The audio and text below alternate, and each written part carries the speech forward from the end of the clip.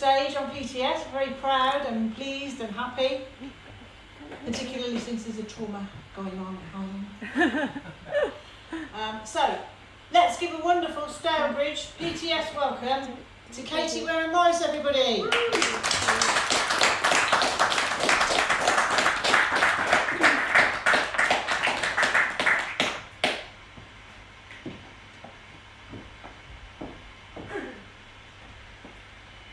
I don't think I'm that special, but thanks.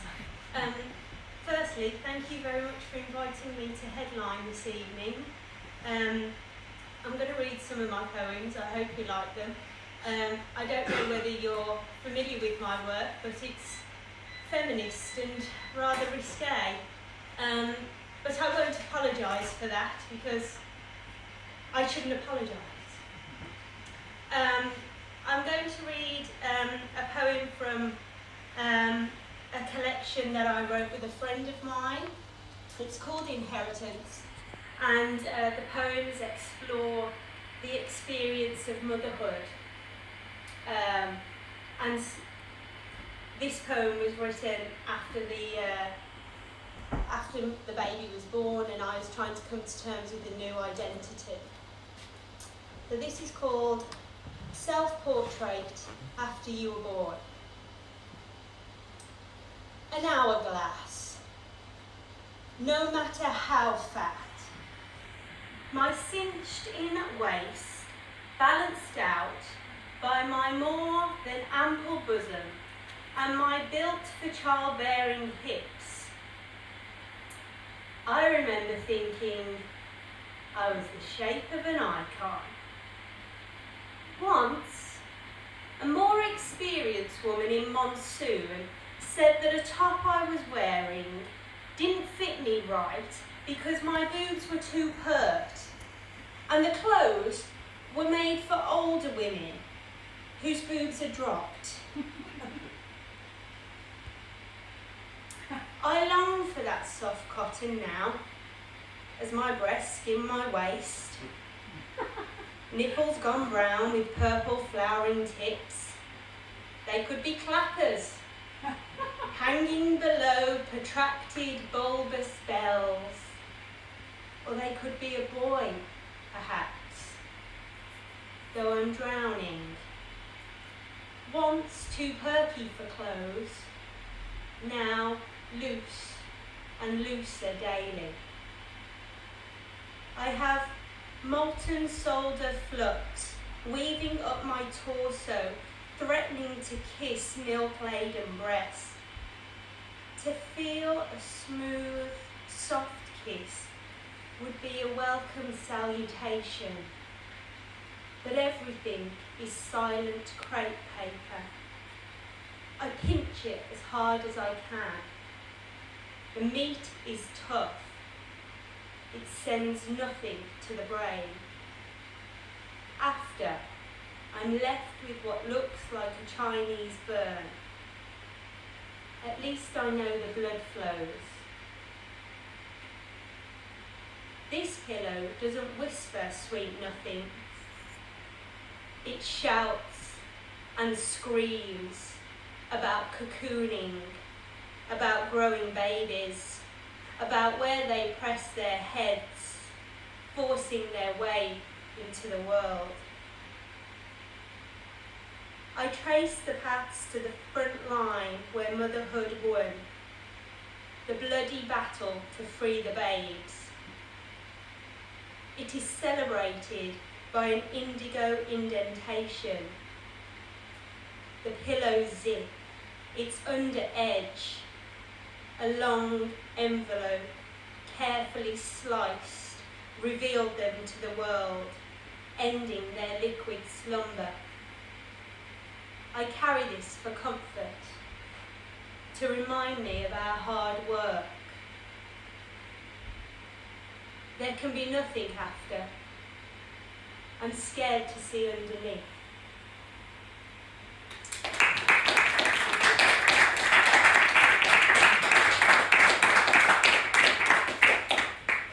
And I was actually invited here to read from my latest collection, which is called Cutting the Green Ribbon.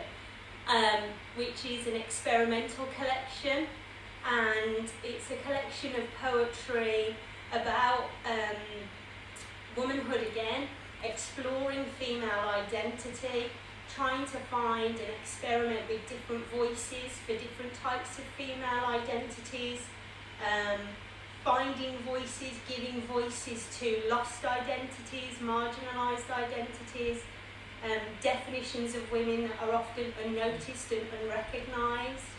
But it was also an opportunity for me to pay homage to the women that I had been inspired by, particularly the poets that I had been inspired by, and some of those forgotten female poets.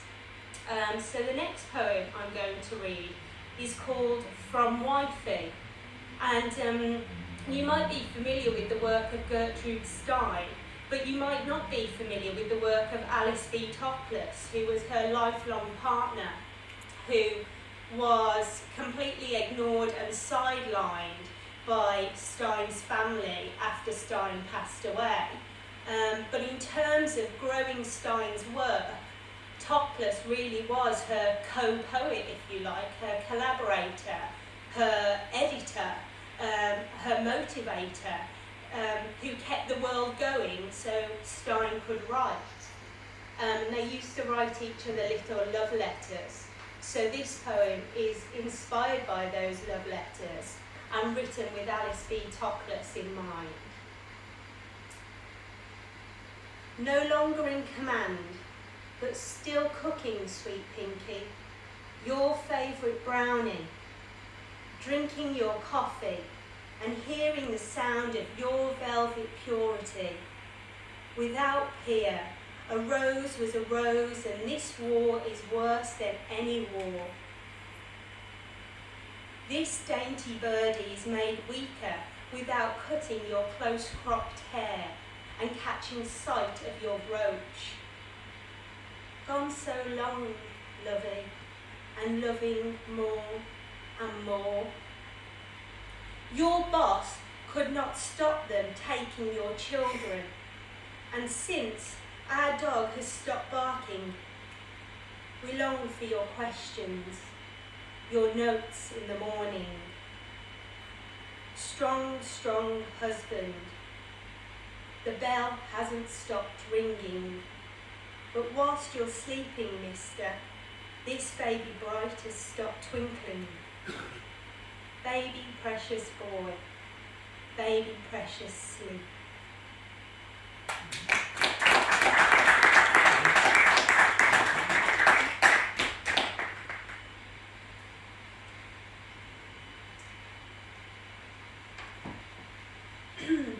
This next poem is inspired by the widows who were left during the war. And I say widows, but this particular poem is inspired by those women who were not yet married but betrothed, so they'd sort of accepted an engagement, they'd accepted a proposal, but their fiancé had gone off to war, not knowing if they'd come back and not knowing if they'd ever end up married. And because they had accepted that proposal, they couldn't accept another one. So women in the community who had accepted those proposals got together and thought, we need to make a living for ourselves. How are we going to survive waiting for these men to come back? And so they had the idea of planting Douglas fir trees. Only these trees, I don't know whether you're familiar with them, but they grow very fast and they grow very fiercely, and the women couldn't keep control of them. And still to this day, in parts of France, the overgrown trees are known as the widow's clumps. And so this poem is called At the Widow's Clumps. We plant trees in a place only they know. Silver needles grow dense and fierce, healing the craters filling the clearing. They grow too fast. Nurtured by the lush soil, alpine aromas are their presence in the air. Persistent in this hand-to-hand combat, waiting for the wolves to come home. Adrift, wearing white and writing, waiting for your strong arm, your uncanny hand.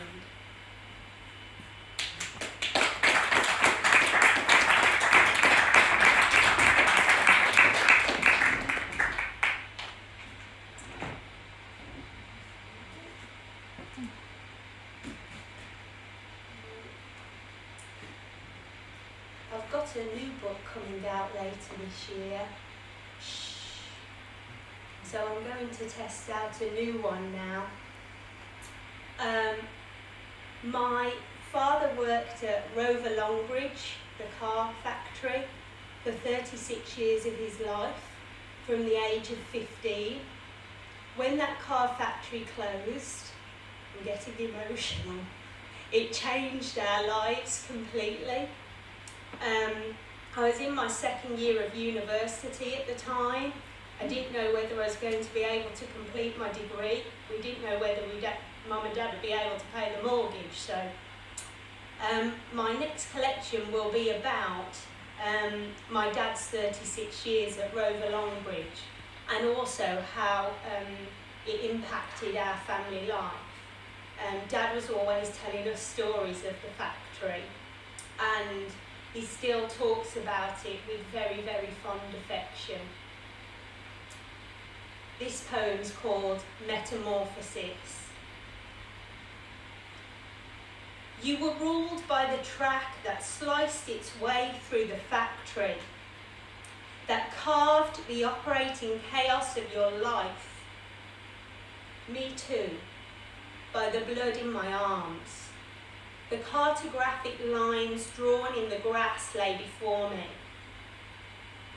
To keep it moving, to keep them and us alive. Hundreds of transposable parts simultaneously dropping into place like dancers. With your eyes shut, counting beats, the rhythm in your fast feet, recognise the tools, the bodies, the faces jacked up the day new Westworks opened. When shells swam down with robots, sailed over the Bristol road. Each day before and after mechanised, standardised.